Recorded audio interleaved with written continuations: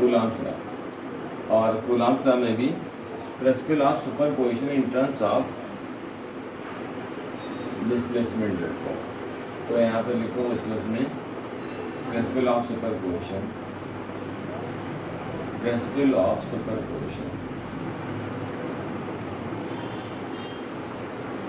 In terms of position vector, in terms of position vector, position. तो position vector के terms में इसको देखते हैं। देखो बच्चों इसमें क्या हुआ कि यहाँ पे 2-3 चार्ज बना रहे हैं। फिर से देखो बच्चों, 2-3 इस बार ज़्यादा चार्ज ले लेते हैं। एक तो हमने यहाँ पर Q1 चार्ज ले लिया बच्चों, एक यहाँ पर बच्चों Q2 चार्ज ले लिया, एक हमने यहाँ पर Q3 चार्ज ले लिया, और एक यहाँ पर Qn चार्ज ले लिया। तेरी कलवानी टॉपिक है?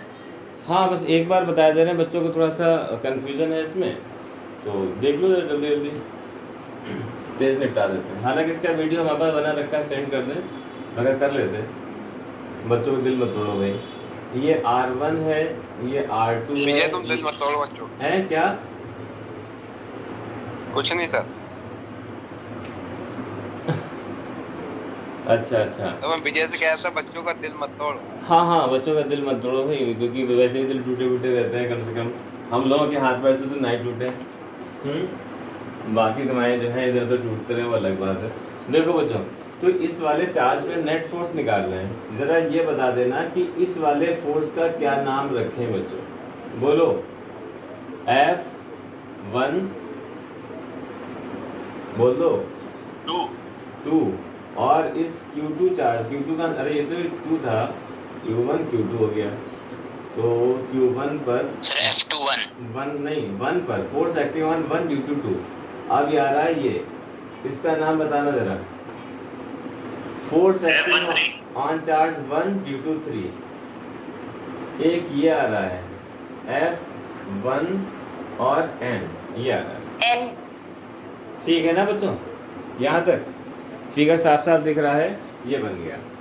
अब अगर तुम यहाँ से देखो तो इस वाली डिस्टेंस को, यार कोई अलग कलर नहीं मिल पा रहा है हमें, ये वाली डिस्टेंस का नाम क्या होगा? ये पूरी डिस्टेंस R कौन सी है? 2 से लेकर 1 तक है, 2 1, ये इतनी डिस्टेंस है, ये है। चलो फिर भी हम थोड़ा ग्रीन ले लेते हैं, ग्रीन थोड़ा बहुत तो चल ही रहा है, तो शायद थोड़ा बहुत काम हो जाए। ग्रीन, ये R21 सिर्फ इतनी डिस्टेंस है, R21 इतनी डिस्टेंस है ये, और ये वाली डिस्टेंस जो है वो क्या होगा? R31, और ये क्या बनेगा? RN1, N से 1 की तरफ। तो बच्चों यहाँ पर जो नेट फोर्स है हमारा, वो नेट फोर्स जब हम F लिखेंगे तो यहाँ पर फोर्स, सारे फोर्स का वेक्टर सम है। एक तो फोर्स 1 2 है, एक फोर्स 1 3 है, एक फोर्स 1 N है, एंड सो ऑन करके और भी देते हैं कि बहुत सारे हो सकते थे, और लास्ट वाला 1 N है ये। अब बस यहीं पे थोड़ी सी बात है, यहाँ लिखा देते हैं। यहाँ पर 1/4πε0 Q1 Q2 हुआ, और R यहाँ पे क्या आएगा? 1 2 है, तो R यहाँ पर 2 1 आ रहा है। ठीक है बच्चों, ये पूरा वेक्टर ले रहे हैं। अगर ये पूरा वेक्टर ले लिया तो यहाँ पे तुम्हें R21 के मैग्नीट्यूड का क्यूब लेना होगा, और मैग्नीट्यूड को अगर ओपन करके लिख दो तो ज़रा देख लेते हैं पूरा क्लियर तरीके से, कि डायरेक्टली 1 - 2 या 2 - 1 नहीं करते। यहाँ पे देख लें, ये डिस्टेंस निकालने के लिए एक तो हमारा ये एरो है इस तरफ, एक ये एरो है ये, और एक ये है। जैसे यूं अलग दिखा रहे हैं इसे, R2 हुआ, R2 में ये जोड़ा हमने R21, तो हमारा क्या आया बच्चों? R1 आया। तो इन दोनों का सम इक्वल टू R1 है, means R2 plus R21 is equal to R1।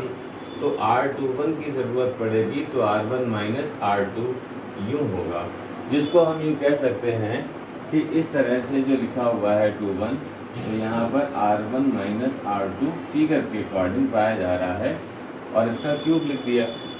इसी तरह से बच्चों यहाँ पर 1/4πε0 है और Q1 Q3 है और R जो है वो 3/1 है, थोड़ा और दूर उठा कर रखें, 3/1 है। और अपान में अगर इसको भी साफ तौर पे देखना चाहो तो छोटा सा फिगर एक अलग बना लेते हैं। ये है R3, ये है R1 और ये है, इसको अलग दिखा रहे हैं यहाँ पर।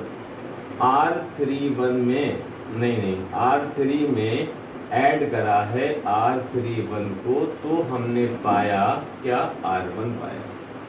मीन्स इसकी लाइन लिखो ज़रा, R3 में जोड़ा गया R31 तो पाया क्या, R1।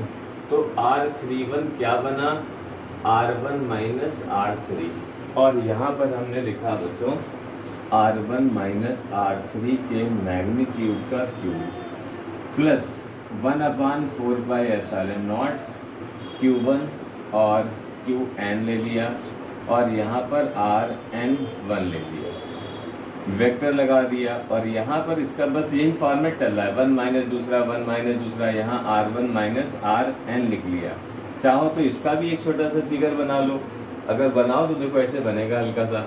Rn में जोड़ा गया क्या, Rn1 और पाया क्या, R1। इक्वेशन लिखें तो क्या होगी, Rn में Rn1 ऐड करा तो R1 पाया, तो इसको फ्री करने के लिए इसको इधर ले जाओगे तो Rn1 equal to R1 minus Rn, ये बना। तो अब इसके अंदर क्या हुआ बच्चों, इसके अंदर कॉमन चीज़ें बाहर ले लो, क्या क्या जा सकता है, 1/4πε0 चला जाएगा, Q1 सब में पाया जा रहा है, Q1 आ गया, तो ब्रैकेट में क्या बच रहा है, एक में बच रहा है Q2 R21 अपान R1 माइनस R2 का क्यूब प्लस यहाँ पर Q3 R31 और यहाँ पर R1 माइनस R3 के क्यूब प्लस Qn और यहाँ पर Rn1 और यहाँ पर R1 माइनस Rn के मैग्नीट्यूड का क्यूब, ये सब पाया गया। पहुँच गए बच्चों यहाँ तक, बोलो। अब अगर इस चीज़ को तुम्हें और थोड़ा सा बढ़ाना है, इतना काफ़ी है, तो R21 को तुम खुद लिख सकते हो बच्चों। क्या लिख सकते हो, ये R21 हमने लिखा तो है, R1 माइनस R2 लिख सकते हैं। तो इसी लाइन को अगर और बड़ा लिखना है तो इतनी बात काफ़ी है, मगर इसी को लिखा जा सकता है कुछ ऐसे, R इक्वल टू Q1 अपान 4πε0 और यहाँ पर Q2 और यहाँ R21 को देखो यहाँ से लिख रहे हैं R1 माइनस R2 लिख रहे हैं, R1 माइनस R2 वेक्टर लगा दिया, अपान में इसके मैग्नीट्यूड का क्यूब कर दिया यूँ। अब यहाँ लिखा Q3 और यहाँ पर R क्या लिखा, R31 हमारा कहाँ गया था, R1 माइनस R3 वेक्टर अपान R1 माइनस R3 इसी वेक्टर के मैग्नीट्यूड का क्यूब। और इसी तरह से लास्ट वाला लिखा, लास्ट वाले में क्या लिखेंगे, Qn और Qn के बाद जो होगा वो क्या होगा बच्चों, यहाँ होगा R1 माइनस Rn वेक्टर अपान इसी के मैग्नीट्यूड का क्यूब। बस ये हमारा निकल कर आ गया। सर यदि यूनिट वेक्टर लगाए तो फिर क्यूब नहीं आएगा ना? अगर यूनिट वेक्टर लगाएं तो क्यूब नहीं आएगा, क्योंकि दरअसल होता यूँ है कि unit vector is equal to vector upon its magnitude. तो जब यूनिट वेक्टर लेंगे तब हमें नहीं लिखना है, और जब हम पोजीशन वेक्टर लेंगे उस वक्त हमें यूनिट वेक्टर नहीं लिखना है, तो हम पोजीशन वेक्टर के टर्म्स में से ओपन कर डालना है पूरे।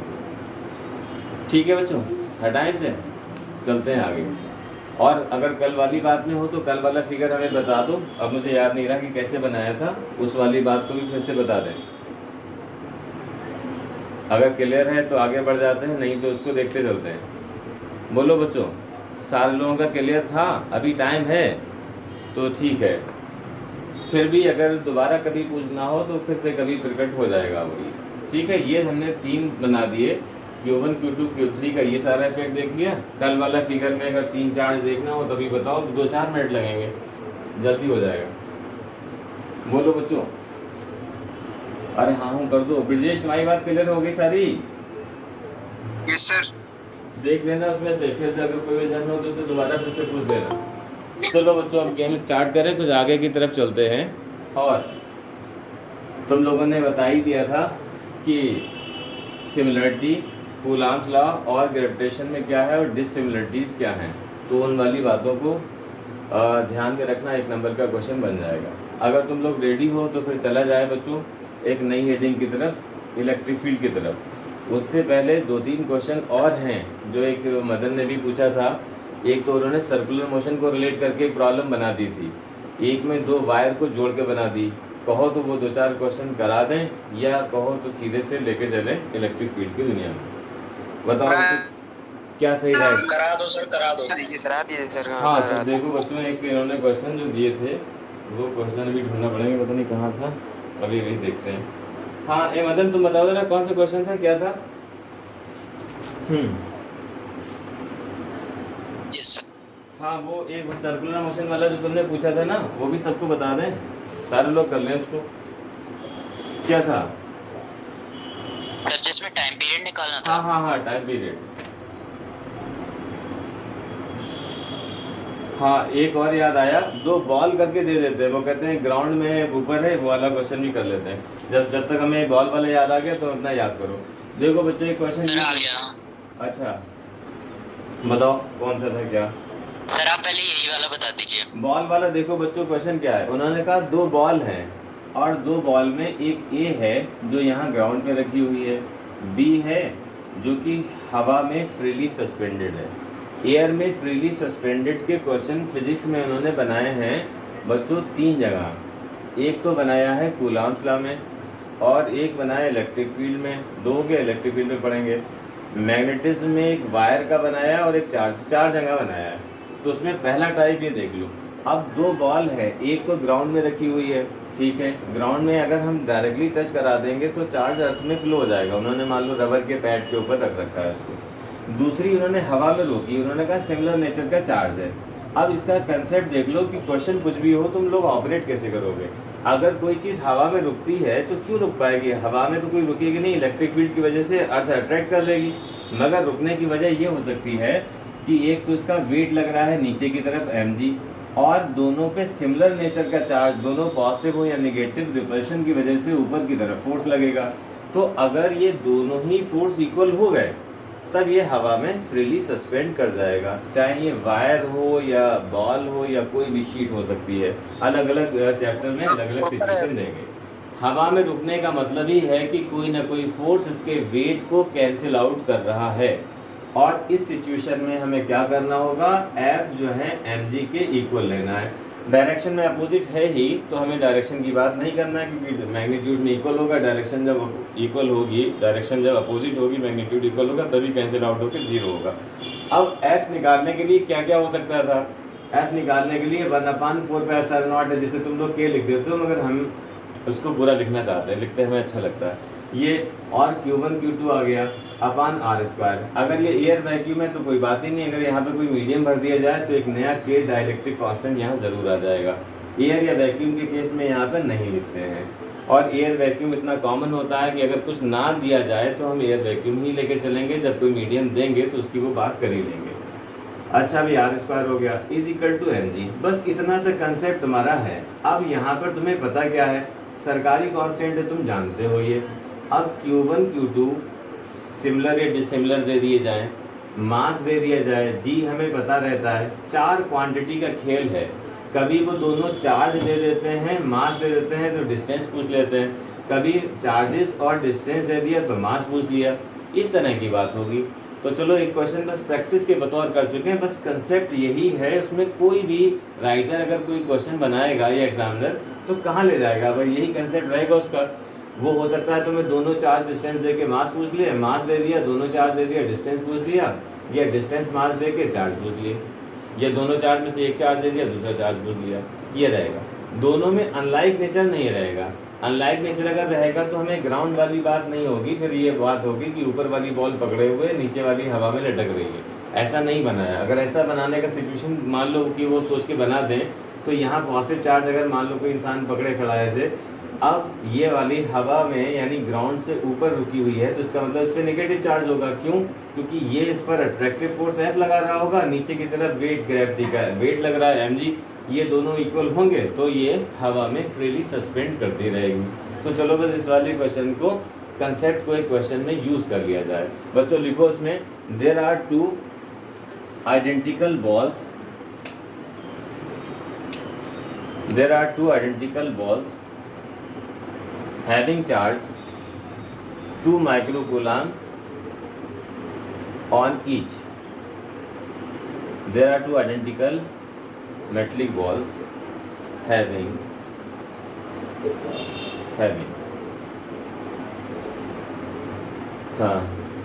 charge 2 microcoulomb on each. ठीक, one is placed on the ground, other is freely suspended in air. One is placed on the ground. Understood है कि ग्राउंड में डायरेक्टली नहीं, किसी चीज़ पे रखा होगा, वुड के ऊपर या रबर के ऊपर, ठीक। एंड क्या लिखा था, दूसरी लाइन क्या थी, and other is freely suspended in air if the separation between them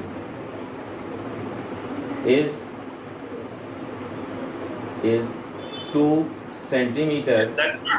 हाँ, इफ द के बाद क्या है सर? किसके बाद? इफ द के बाद। इफ द के बाद एक कोई बोलो बच्चों। If the separation, हाँ, if the separation between them is 2 centimetre, find the mass of the ball in air। जो फ्रीली सस्पेंडेड है उसका मास निकल रहा है क्या? चलो इसे रखो। जी 10 लेना ही 9.8। जी की 10, जी की वैल्यू हमारे सारे क्वेश्चन में 10 होगी। जहाँ 9.8 के हिसाब से कोई डेटा होगा तो हम हमें बता देंगे। सारे 10 लेना। 9 kg। 9 kg, अच्छा यस सर। 9 kg आया भाई, एक का आ गया, 9 kg आ गया एक का।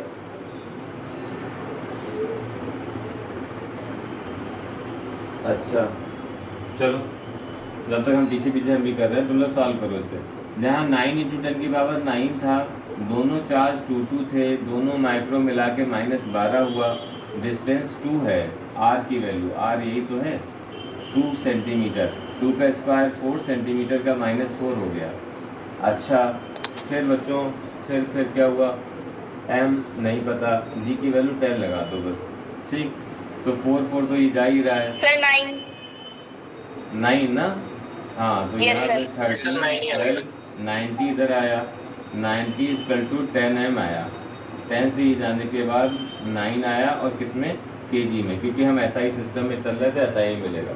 यहाँ पे हमने थोड़ी सी नॉर्मल वैल्यूज़ ले ली, जब भी वो क्वेश्चन देंगे थोड़ी गंदी वैल्यू होगी, 2 की जगह पे 2.3 होगा, और जहाँ पर हमने यहाँ पर डिस्टेंस 2 दिया है वहाँ पे 5 दे देंगे या 4.5 दे देंगे, तो उससे कोई इशू नहीं है। तो हमें इसका फॉर्मेट आना चाहिए, कैलकुलेशन की अच्छी प्रैक्टिस होना चाहिए।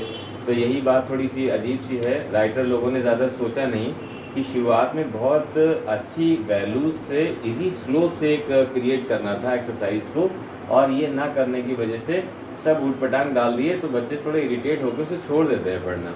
और जबकि उनको जोड़ने का काम करने के लिए हमें एक अच्छा एक स्लोप और स्टैंडर्ड और सीरीज वाइज क्वेश्चन को लगाना चाहिए था। बहरहाल तुम लोगों के लिए यही है कि सब कोई भी बुक पकड़कर उसे रेगुलरली ज़रूर पढ़ा करो बच्चों, करते रहो।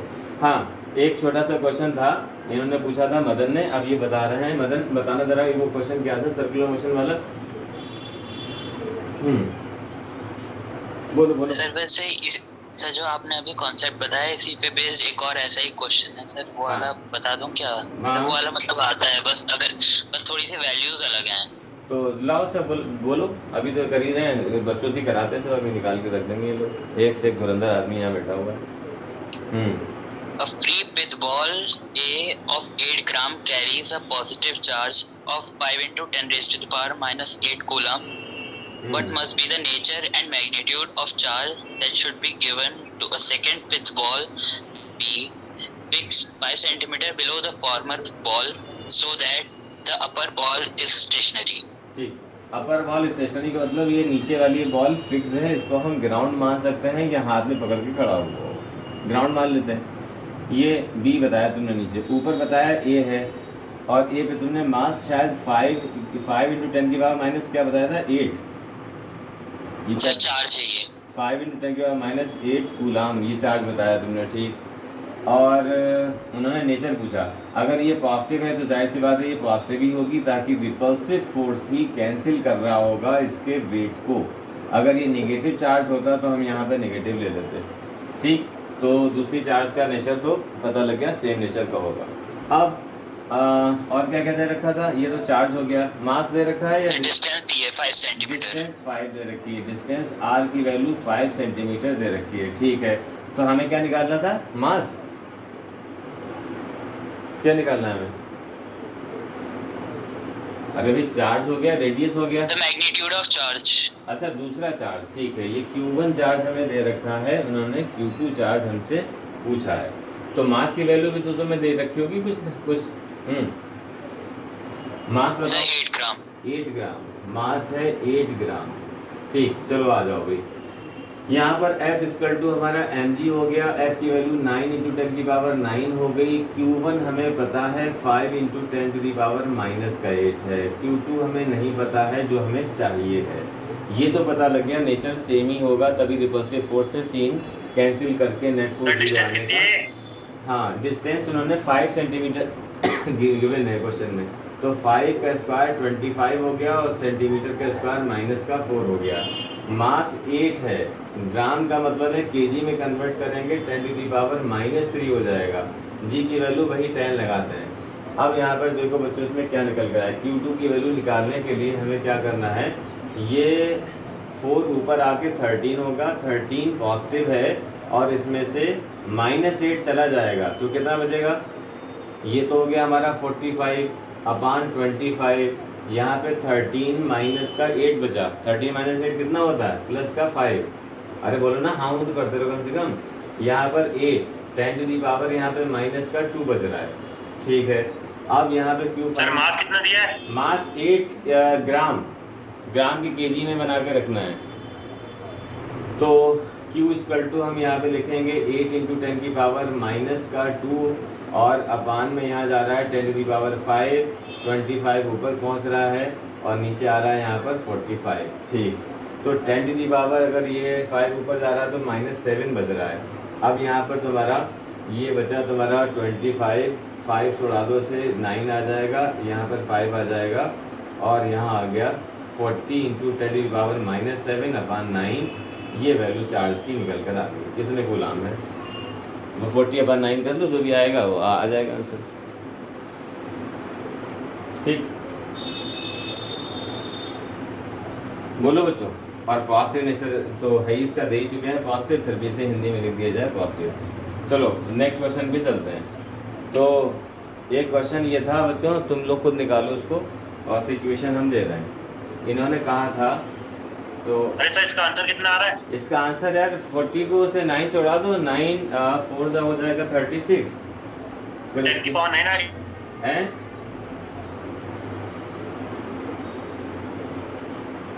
4.36 इंटू 10 का -7 है। कूलाम, ये आ जाएगा।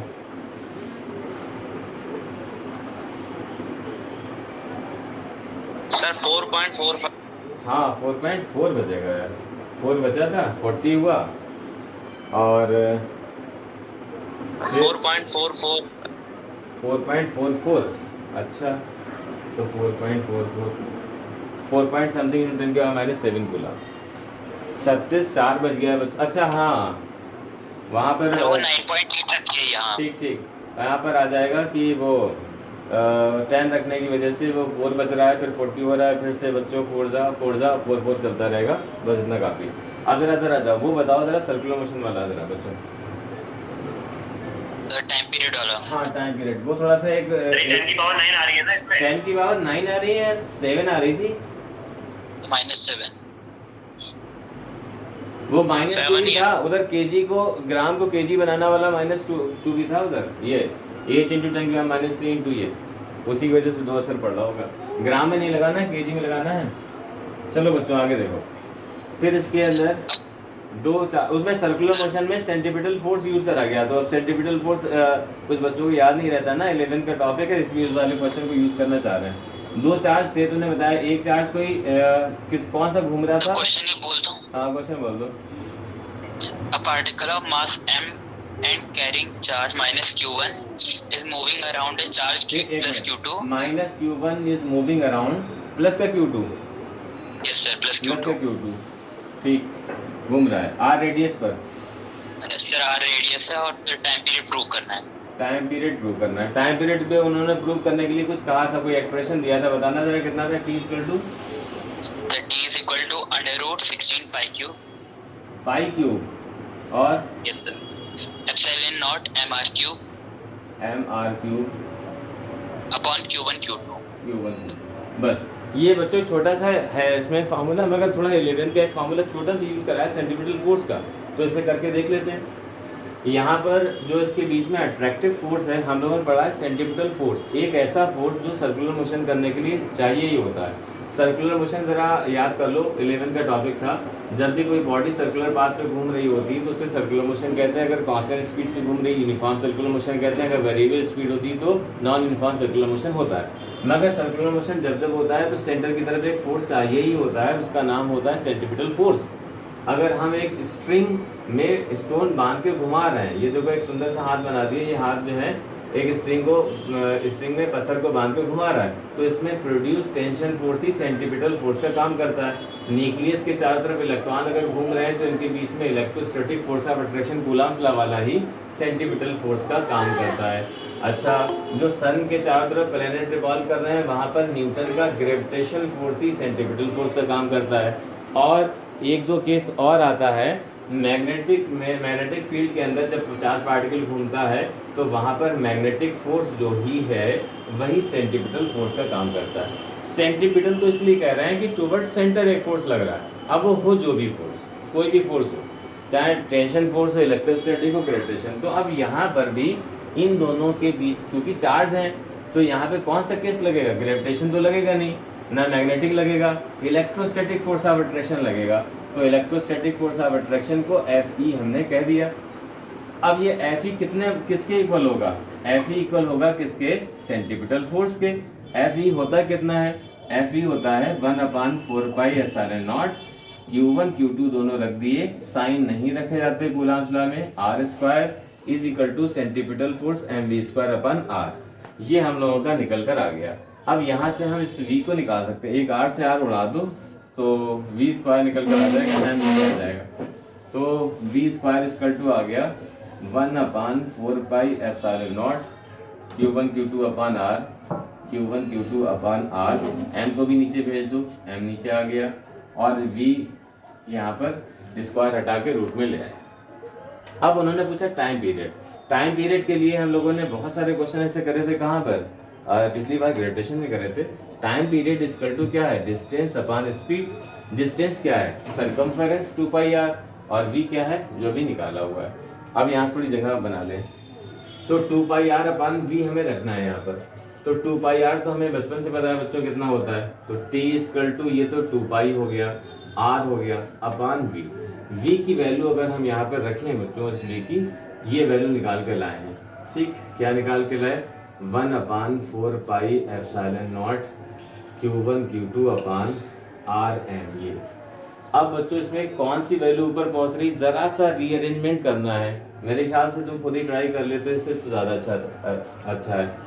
ट्राई करो, ये वैल्यू तो ऊपर पहुंच जाएगी क्या भाई? रूट में ये 2πr तो ऊपर था ही, ये वैल्यू नीचे रूट वाली ऊपर पहुंच रही है। इसे लिख दे रहे हैं √4 pi epsilon naught rm upon root में पाया जा रहा है Q1 Q2।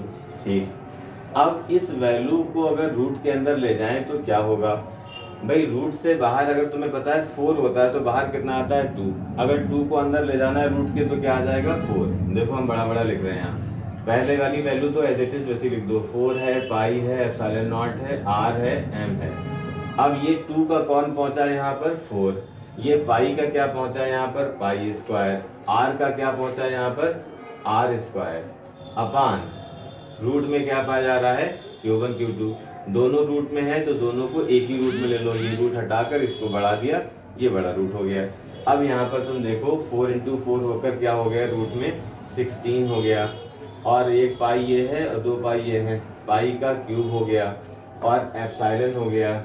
अच्छा भाई, एम मास है, आर एक स्क्वायर है, एक यहाँ पर है तो आर क्यूब हो गया, और कोई बचा बचाया तो नहीं रह गया, सब हो गए, और Q1 Q2 ये आ गया। इतनी सी बात प्रूव करना थी, बहुत छोटी सी बात थी, मगर अगर हमें ये रीअरेंजमेंट नहीं आता तो हमारे लिए बड़ा क्वेश्चन था। ठीक, कुछ नहीं था, बिल्कुल एकदम बेकार, मगर सेंटीपिटल फोर्स को इससे इक्वेट करना छोटी सी बात का उन्होंने कंसेप्ट यूज कर रहा था।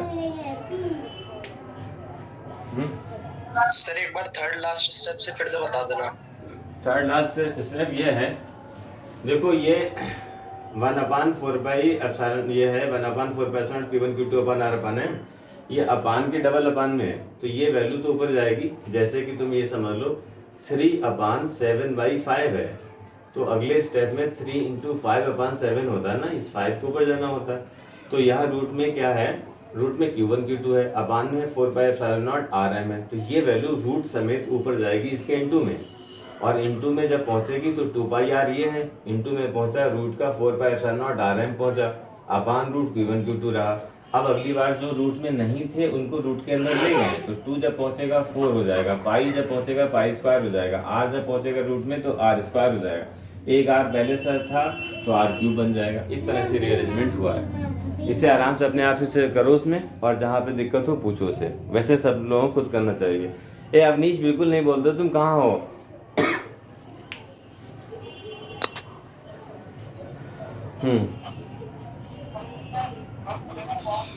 डाटा खत्म तो नहीं हो गया तुम्हारा कहीं, अवनीश गायब होगा तुम? हाँ है तो हम सोच रहे तुम ये आगे आके बताओगे क्वेश्चन। सर आ गया ये वाला। ठीक है, तो बहुत अच्छी बात है, तो बता दिया करो, जब भी आ जाया करो बता दिया करो, ताकि पता रहे कि हाँ भी हो चुका। सबका हो गया। जहाँ पे किसी को किसी स्टेप में दिक्कत हो तो उससे पूछो। गंदा गंदा लिख दिया थोड़ा जल्दी, क्योंकि बहुत बेकार था ना, छोटा सा क्वेश्चन था इसलिए जल्दी लिख दिया उसे। अब बच्चों एक और क्वेश्चन तुमने जो मदन भेजा था, जो अभी हमने नहीं बताया, हमने कहा अभी टाइम ही नहीं मिला, आज हम आउट ऑफ स्टेशन से अभी आए हैं, अभी पढ़ाना शुरू किया है, बाकी दिन भर सारे लोगों की छुट्टी थी, शाम तक पहुँचे हैं यहाँ। तो देखो बच्चों, इसमें वो वाला क्वेश्चन बताओ जो तुम वो कह रहे थे कनेक्शन वाला, वो हम भी जो ढूंढ रहे थे कि हम भी करा दें उसको, एक दो लिखा था, हटा दे इसको, हटा ही दे रहे हैं, ये तो अपने आप ही हो जाएगा। अरे इलेक्ट्रोस्टैटिक फोर्स mv स्क्वायर अपन r के ऊपर रखना है, फिर टाइम इक्वल टू सरकमफेरेंस अपन स्पीड रखना है, बस रीअरेंजमेंट करना है उसका, इनटू में अपान में पहुंचाना है। इसे कौन नोट करने वाला क्वेश्चन है, वो तो हमारा दिल तक नहीं चाह रहा लिखने के लिए, हम सोच रहे तुमसे पूछें और लिख पाएं। हाँ बच्चों, तो बच्चों एक क्वेश्चन करते हैं इसके अंदर एक और, देखो तो फर्स्ट क्वेश्चन है इसमें,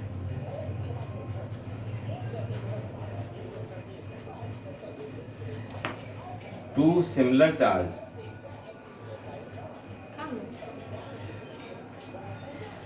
देखो बच्चों, इसमें एक question, two similar charge identical bodies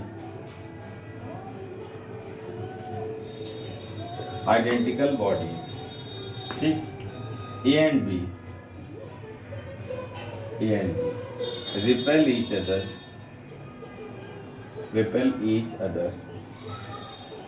with a force 2 into 10 की पावर -5 न्यूटन।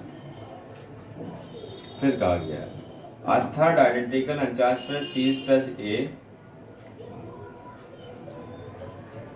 सर फोर्स क्या है, फोर्स एक बार बता दीजिए। फोर्स है 2 into 10 की power -5 Newton. A third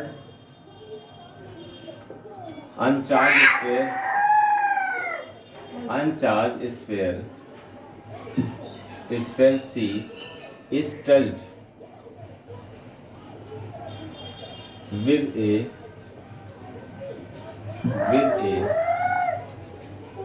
and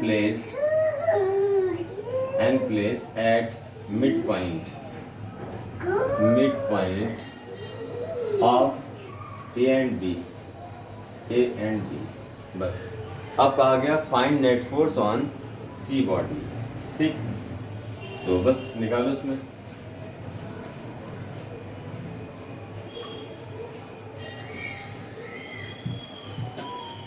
चलो देखो अच्छे से, ये पुराने टाइप का है। पिछली बार तो हमने स्फीयर ए को भी टच कराया, बी को अलग से टच कराया था, ठीक। अभी तो इसी को टच करा रहे हैं। तो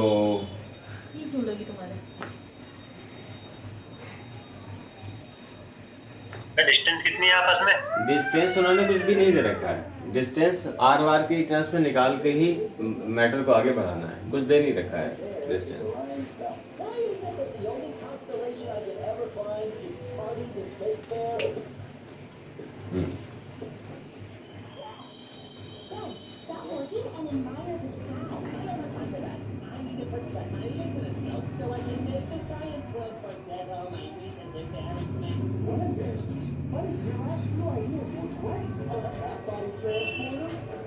चले करें फिर। देखो उसमें अभी वैल्यू में मत उलझाना, वैल्यू लास्ट टर्म में लगा देंगे, लास्ट स्टेप में। देखो ए और बी दो चार्ज हैं, ए बी। अब जब एग्जामिनेशन में यही चीज़ें आती हैं ना, एग्जामिनेशन में बहुत कम टाइम में हमें ये सब करना होता है, तब बहुत मेन इशू होता है इसे करने के लिए। अच्छी प्रैक्टिस होगी तब हम वहाँ कर पाएंगे, यानी वहाँ बैठे सोच रहे हो कि ऐसे कैसे होगा। ये टिप्स पे जब होते हैं तब एग्जामिनेशन में हो पाते हैं, वरना हम इतने जान पाते हैं कि हाँ ये हमारा करा हुआ है।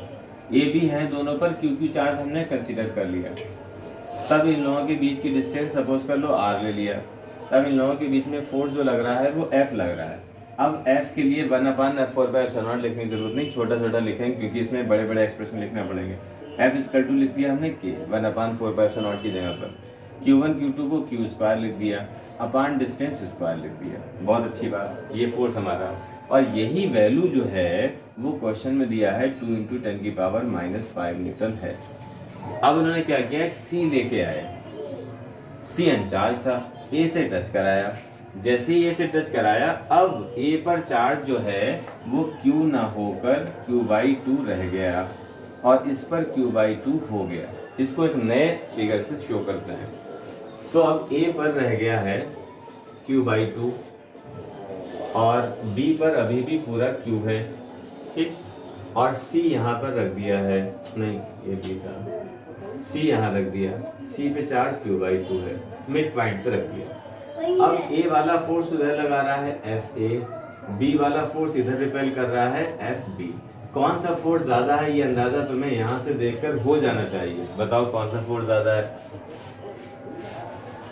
डिस्टेंस तो दोनों Fb ज्यादा है, डिस्टेंस तो दोनों में सेम है, मैटर करेगा नहीं। यहाँ पर जो प्रोडक्ट होगा वो Q × Q/2 होगा, तो Fb के लिए ये फोर्स ज्यादा है। इनमें Q/2 है तो ये कम होगा। तो यहाँ लिख दिया हमने Fb is greater than Fa। ये तुम्हें पता होना चाहिए, ठीक है। अच्छा, अब हम नेट फोर्स निकाल रहे हैं, तो हमने Fb में से Fa माइनस कर दिया। Fb अगर लिखें तो क्या लिखेंगे, K लिखेंगे। और एक चार्ज Q है, एक Q/2 है, तो Q × Q/2 लिख दिया। अब आंसर 4 × 10⁻⁻5 आ रहा है। अच्छा, अभी पता नहीं, अभी देखते हैं। 4 × 10⁻⁻5 आंसर लॉक कर दिएगा, जब तक तुम चेक कर लो। तो यहाँ Fb हमने Q × Q/2 लिखा और डिस्टेंस r/2 का स्क्वायर कर दिया, माइनस Fa जो था हमारा K Q/2 है और अपान में r/2 स्क्वायर ही है, ठीक है। अब यहाँ से हम कॉमन चीज़ें निकाल रहे हैं बाहर। क्या क्या जा सकता है बाहर?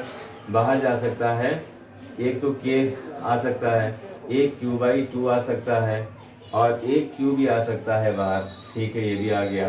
अपान r/2 का होल स्क्वायर भी कॉमन आ सकता है। तो पहले वाले में बच रहा है 1, ठीक है। दूसरे वाले में क्या बच रहा है? दूसरे में यहाँ पे Q/2 का हाफ और बच रहा है, बस इतना है। अब यहाँ पर इसको और सॉल्व करो। Q स्क्वायर हो गया, ये 2 नीचे आ गया और यहाँ पे कितना हो गया बच्चों? K Q स्क्वायर अपान 2 है और यहाँ r²/4 है, ठीक है ना। तो अब यहाँ पे क्या आ जाएगा, तो ये 2 तो नीचे आ गया इसका और यहाँ पर 4 ऊपर पहुँच गया और आर स्क्वायर ही आ गया, ये आया। और इनटू में ये बची है बच्चों हाफ वैल्यू, ये बची है, तो हाफ वैल्यू ये बच रही है। अब हमने यहाँ देखा तो कितना निकल कर आया, 2 इंटू 2 हुआ 4, 4 से 4 उड़ गया, तो नेट फोर्स जो हमारा आ रहा है उतना ही तो आ रहा है, k q square upon r square. और इसकी वैल्यू शुरू में ही दे रखी थी 2 इंटू 10 की पावर -5, तो बस इतना ही न्यूटन आ गया। किस तरफ आया, उधर आया टूवर्ड से, इतना आ गया। सेम कहानी, देखो समझो, क्योंकि इतने बार Q/2 और ये लिखना है, हो सकता है इसी में लिखने में ही कोई कंफ्यूज हो जाए। क्वेश्चन में तो कोई खास दम नहीं है, मगर ये लिखने में ही कोई 2 इधर से उधर मिस हो जाए, ऊपर से नीचे पहुंच जाए या नीचे से ऊपर आ जाए, तो वहां से क्वेश्चन गलत हो सकता है। ठीक, देखो समझो, जहाँ पे नहीं आया वहां पूछो उसे।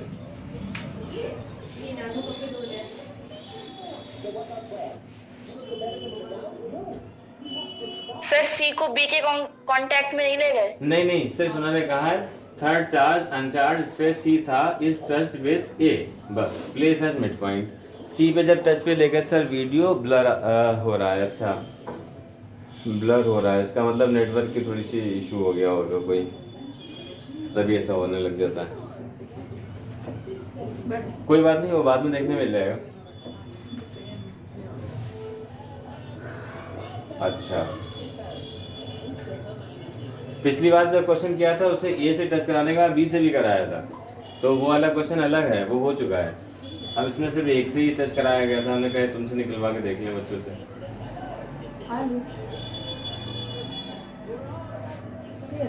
ठीक है, आगे सर, आ गया। ठीक, हटाओ उसे।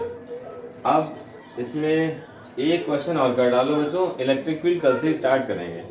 एक और कर डालो, सीबीएसई का आया हुआ क्वेश्चन है ये, बहुत पहले आया था।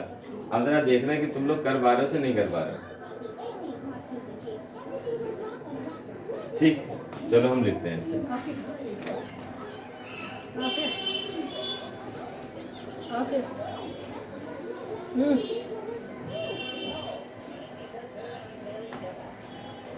तो इसमें तो खाली क्यों निकालना है, तो कोई दम ही नहीं है इस पर। हाँ, एक वेक्टर वाला था, वेक्टर वाला एक बच्चा पूछ रहा था, वो तुम कर लो। बाकी हम और निकालेंगे, कुछ और जगह से सिलेक्ट करना है, हमें याद आ रहा है कुछ, और वो हम आगे बीच बीच में डालते रहेंगे। जब इलेक्ट्रिक फील्ड के क्वेश्चन कर रहा हूँ अगले चैप्टर के, तभी कुछ ऐसे क्वेश्चन से ढूंढ के लाएंगे। तुम्हारी सारी बुक से लगभग सारे हो चुके हैं, करोगे अच्छे तरह से हो जाएंगे। बाकी अगली एक्सरसाइज कर रहे होंगे, जब तक कुछ ना कुछ और सर्च कर लेंगे तो वो भी मिल जाएंगे हम लोगों को। देखो बच्चों, क्वेश्चन लिखो कि 2 पॉइंट चार्जेस हैं, ठीक है बच्चों। तो क्वेश्चन लिखो 2 point charges Q1 equal to, यहाँ से लिखते हैं, बड़ा बड़ा लिखते हैं, बड़ा बड़ा। 2 पॉइंट चार्जेस, 2 पॉइंट चार्जेस, एक की वैल्यू है Q1 इक्वल टू 5 माइक्रोकूलम, ठीक। Q2 है 3 माइक्रोकूलम,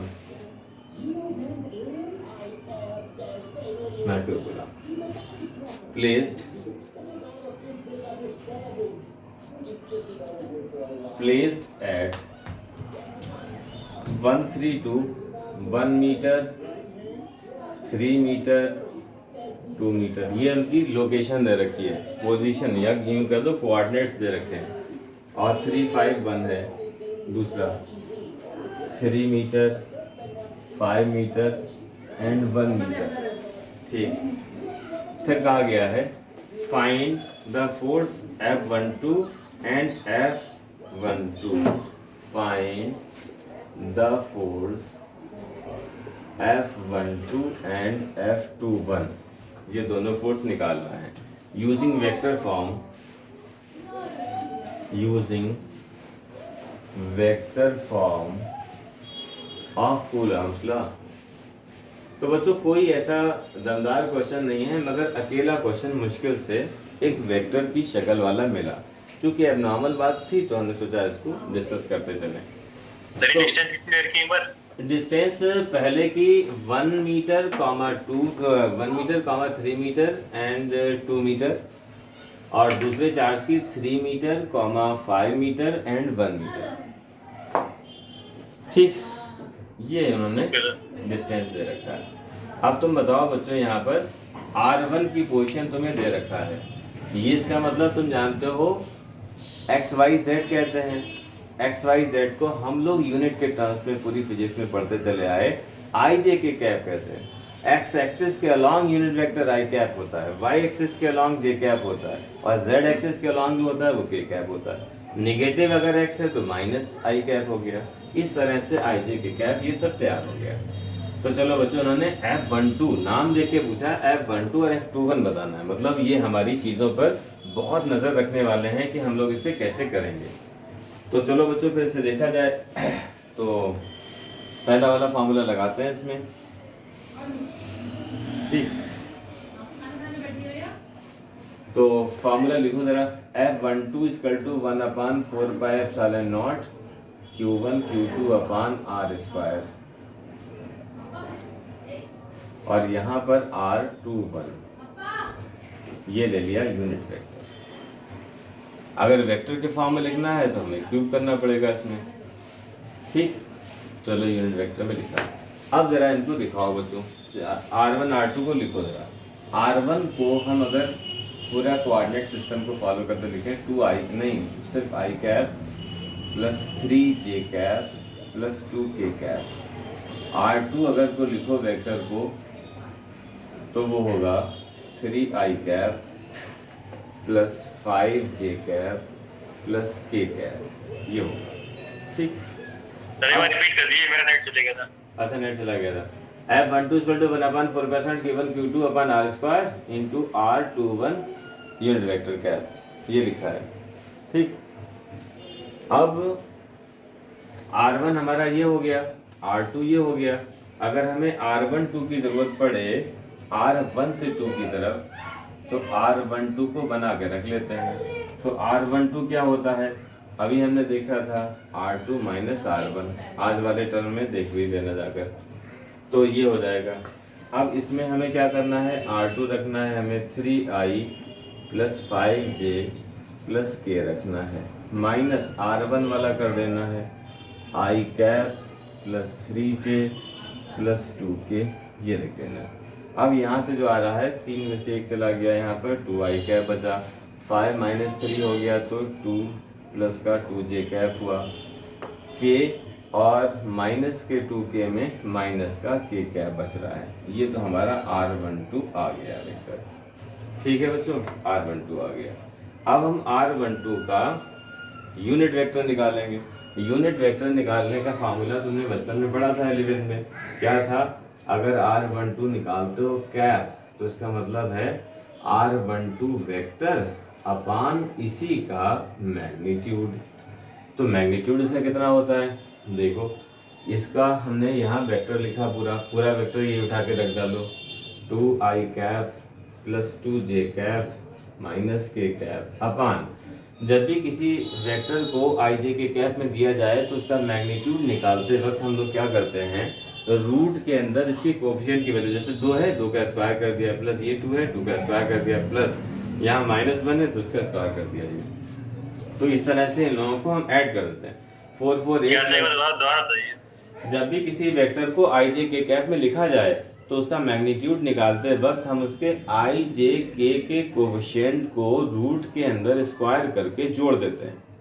जैसे एक फ्रेश एक अलग से एक वेक्टर ले लेते हैं, a = है 2i cap plus 3j cap plus 4 minus का 4k कैप, ये कोई एक वेक्टर है। अब उन्होंने कहा इसी वेक्टर का मैग्नीट्यूड निकालिए। ठीक है, मैग्नीट्यूड निकालना है। अब हम i की वैल्यू क्या है 2, उसका स्क्वायर कर देंगे रूट में, प्लस j के पास में कोफिशिएंट लिखा है 3 का स्क्वायर 9 कर दिया, यहाँ -4 है स्क्वायर कर दो 16, ये जो जुड़ेगा 16 13 और ये हो जाएगा 29, ये वैल्यू बनेगी। इस तरह से हम किसी भी वेक्टर का मैग्नीट्यूड निकालते हैं जब वो यूनिट वेक्टर के टर्म्स में दिया होता है। अब यहाँ पे यूनिट वेक्टर हमारा दे रखा 2i प्लस 2j माइनस के, ये पूरा सजा दिया और नीचे इसके मैग्नीट्यूड में इसकी वैल्यू रख दी, 2 का स्क्वायर 4, 2 का स्क्वायर 4, यहाँ -1 का स्क्वायर 1 और तीनों जुड़कर हो गए रूट का 9 और 9 का आ गया 3। ये हमारा यूनिट वेक्टर बिल्कुल तैयार है। यहाँ तक बच्चों पहुंचो, अब इस वैल्यू को बस सजाना बाकी रह गया है। यहाँ तक तुम लोगों का आ गया सर है नहीं? बताओ, यहाँ तक आ गया हो तो ठीक है, नहीं आया है तो और चर्चा करना है इसकी। आराम से डिस्कस करो, अब इनको बस सजाना है। सारी वैल्यूज निकल कर आ गई, फार्मूले में बस सजाना, आंसर पाना है। बोलो बच्चों, किसी को कहीं पे नहीं एक बार आया यहाँ समझा दीजिए है? सर, यहाँ से R इक्वल टू R1 को अपन सेकंड ये R2 है, इसके भी नीचे R1 उन्होंने ये दे रखा है, R2 ये दे रखा है, R12 को हम R2 माइनस R1 लिखते थे, वो आज वाले प्रोसेस में देख लेना, बार बार ये करते थे। हो गया सर। ये R2 ये वाला पोजीशन वेक्टर था, ये R1 था। इसको भी बनाया जा सकता है, मगर ये बहुत ज्यादा टाइम हमें उसमें खा जाएगा, उतनी टाइम की बात नहीं है। अच्छा, हो अजीब गया सी सर, हो बात, गया ये। तो यहाँ उनका माइनस करा तो ये R12 आ गया, इसका मैग्नीट्यूड अलग से निकाल लिया। तो यूनिट वेक्टर निकालने के लिए वेक्टर जो भी है वो अपॉन इट्स मैग्नीट्यूड, जैसे 11 में क्वेश्चन हम बच्चों को कराते हैं यूनिट वेक्टर में। अब वेक्टर इज गिवन, यही वैल्यू देती है, जैसे मान लो अब vector A equal to 2i plus 2j minus k, find its unit vector. तब उसमें बच्चों को उस वक्त सिखाते क्या कि अब A वेक्टर अगर ये है तो इसका मैग्नीट्यूड यूनिट वेक्टर कैसे आएगा, इसी वेक्टर को रखो अपॉन इसके मैग्नीट्यूड से डिवाइड कर दो, ये आएगा। मतलब एक सुंदर से वेक्टर नहीं आएगा, ये जो पूरी वैल्यू है ये यूनिट वेक्टर बनी है जाकर, ठीक। अच्छा हटाओ, ये तो हम इधर से हटा रहे हैं, अब इन लोगों की वैल्यू सजाते हैं। सारी वैल्यूज हमें मिल चुकी हैं, अब इन लोगों जो की न्यूमरेटर में एक बार रिपीट वो कर दीजिए, डिक्टेट कर दीजिए। कौन सा, क्या जो न्यूमरेटर में यूनिट वेक्टर आया है R12 vector R12 upon its magnitude. R12 इसकी वैल्यू हमारा घटा के आया था 2i प्लस 2j माइनस के अपॉन 3 √9 आया था 3। अब इसकी वैल्यू सजाओ बच्चों, ये वैल्यू तुम्हें बचपन से पता है 9 × 10⁻9 होता है। Q1 उन्होंने दे रखा है 5, माइक्रो का मतलब -6, दूसरा वाला चार्ज 3 है, माइक्रो का मतलब -6 अपान डिस्टेंस स्क्वायर। डिस्टेंस स्क्वायर का मतलब क्या हुआ, डिस्टेंस मैग्नीट्यूड ही तो है इसका स्क्वायर करा 3 का 9 हो गया। और ये सब मीटर में दे रखा है, हमें सेंटीमीटर से मीटर में जाने की जरूरत नहीं, मीटर ऑलरेडी है, तो 3 का स्क्वायर 9 हो गया। इनटू में ये वैल्यू आई, ये यूनिट वेक्टर, इसको यहाँ से उठा के लाएंगे यूं, ये आई, और इसको यहाँ लिखा 2i प्लस 2j माइनस के अपॉन 3, बस। अब इसे सॉल्व कर लिया, जो भी आया उसे आंसर दे दिया। तो पढ़, उधर से ही पढ़ लेते, तू लेके आया था ना। अब देखो यहाँ से कितना आया, 9 से 9 उड़ गया, 3 से 3 उड़ गया बच्चों, और यहाँ पे कितना बचा हमारा, माइनस का 12 हो गया, ये 5 है, माइनस के 12 से 9 जाएगा, कितना बचेगा, माइनस का 3, 5 × 10⁻³ और इंटू में 2i cap plus 2j cap minus के कैप, ये हमारा F12 आ गया। और तुम्हें पता है F12 क्या होता है, -2 F1 क्यों होता है। तो अगर हम F21 लिखेंगे, F21 तो सॉल्व नहीं करेंगे, बस माइनस साइन लगा देंगे इसके पहले, बस माइनस साइन ये लगा दो, 5 × 10⁻³ 2i प्लस 2j माइनस के, बस खत्म। ये दोनों हो गए। ये जरा सी एक बात पूछ के पूरी 11th की उन्होंने नॉलेज निकलवा ली हमसे, और ऐसे क्वेश्चन होते हैं बहुत अच्छे। और हमें सबसे ज़्यादा हम लोगों को परेशान करते हैं क्योंकि पिछले टॉपिक हम लोग ऐसे भूल के बैठे होते हैं कि 11th का मतलब है कि अब हमें उससे कोई वास्ता नहीं है, और वो लोग ऐसा मान के चलते हैं कि 11th अगर पढ़ा है तो तुम्हें एट ए टाइम किसी वक्त भी याद है हर एक चीज़, और हर सब्जेक्ट में ऐसा मान के चलते हैं वो लोग। तो जैसा वो मान के चलते हैं उसी हिसाब से हमें तैयार होना चाहिए, ठीक। चलो बच्चों, यहाँ पे अगर कुछ पूछना है तो पूछो उसमें, और सर बोलो। सर ये F2 भी सेम कैसा आया है? सर ये बता दीजिए कौन सी लाइन, ये लाइन नीचे वाला लास्ट वाला। अरे भाई, जब एक मिनट मार कर उठाएं, जब दो फोर्स होते थे तो F12 F21 के इक्वल तो होता ही था, उसमें कौन सा प्रूव करने के बाद, वो तो हम लोग शुरू से देखते चले आए। Q1 है, Q2 है, अगर ये F12 है तो ये F21 है, और ये दोनों वैल्यू एक दूसरे के इक्वली होती हैं, बस इनकी डायरेक्शन अपोजिट होती है। इस बात को हम लोग पहले ही प्रूव कर चुके हैं, तो इस बार अभी यहाँ पे प्रूव नहीं करना है। अब तो हमारी नॉलेज में आ ही गई ना, वो कभी भी लगाएंगे हम लोग। दोनों फोर्स इक्वल होते हैं, मैग्नीट्यूड में, डायरेक्शन में अपोजिट होते हैं। ठीक है बच्चों, चलो आज का बुलेटिन यहीं तक रखते हैं, टू बी कंटिन्यूड। हम लोग मिलेंगे कल।